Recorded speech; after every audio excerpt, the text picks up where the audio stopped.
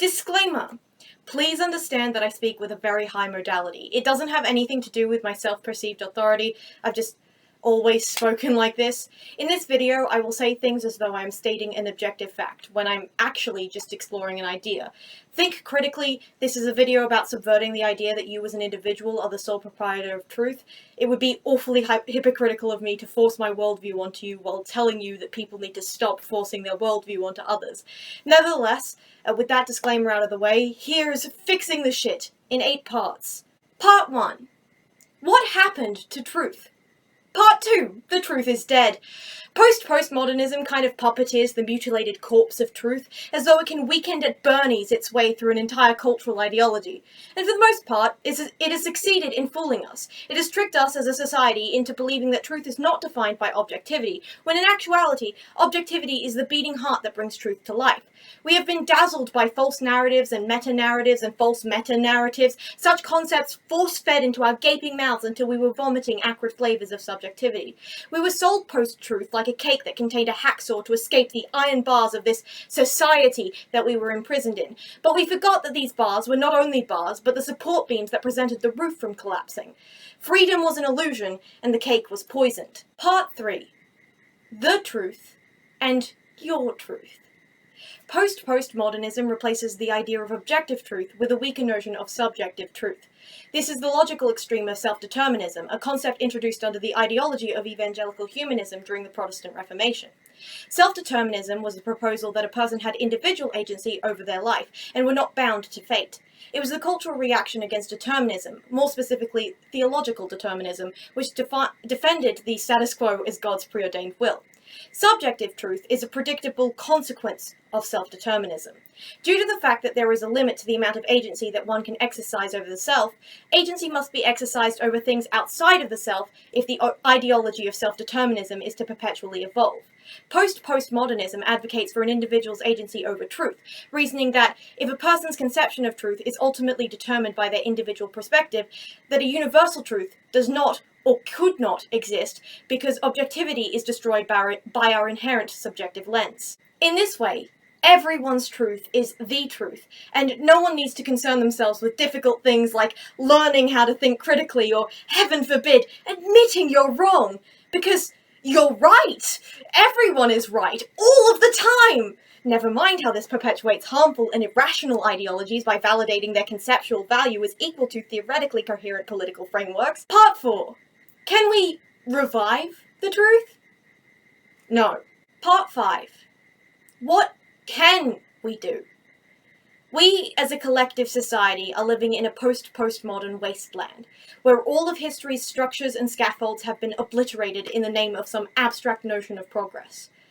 What we have left is hidden beneath the charred rubble of truth, buried under this dismantled corpse of community.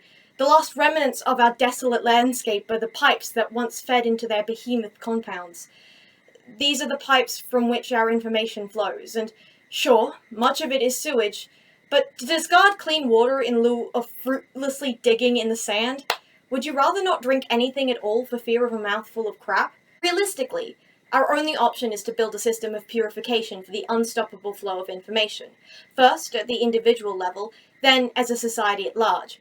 We must ourselves develop a framework in which we can interpret the raw data of existence, our sense of truth coming from the system of which we use to evaluate the legitimacy of our sources.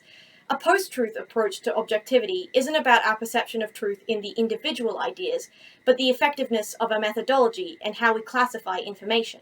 Part 6. Does this fix anything, or have we just added another meaningless layer of complexity to post-truth? Focusing on the classification process is both more and less complex than focusing on each individual ideology. It is more complex because it requires meta-analysis of both outside information and your systems for interpreting your individual perceptions and interpretations.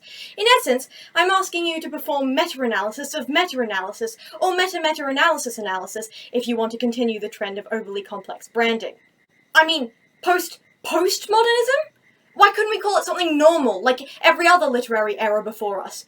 Anatomism would work just as well, anatom for anatomize or anatomy, meaning to dissect or deconstruct, and ism, because that's the suffix for literary movements, Post-postmodernism is like calling modernism post-post-romanticism. They have nothing in common, they're just separated by an intermediate era. But that's a tangent for another day. Focusing on the classification process is also less complex, as it is a framework for personal interpretation rather than a fixed set of cultural values. Instead of pedantically stressing about the minutiae of an argument in the hopes that Twitter user TittyMcGee69 will see the value in your ideology, you would explain the process that led you to believe it yourself. This would help TittyMcGee69 empathize with your perspective and thus make it easier for them to adopt. Plus, the outside observation of your mental systems of classification would help circumvent the echo chamber of your mind. In my untested idealization of this concept, both parties would leave with an improved framework, whether or not the individual ideology was embraced by either person.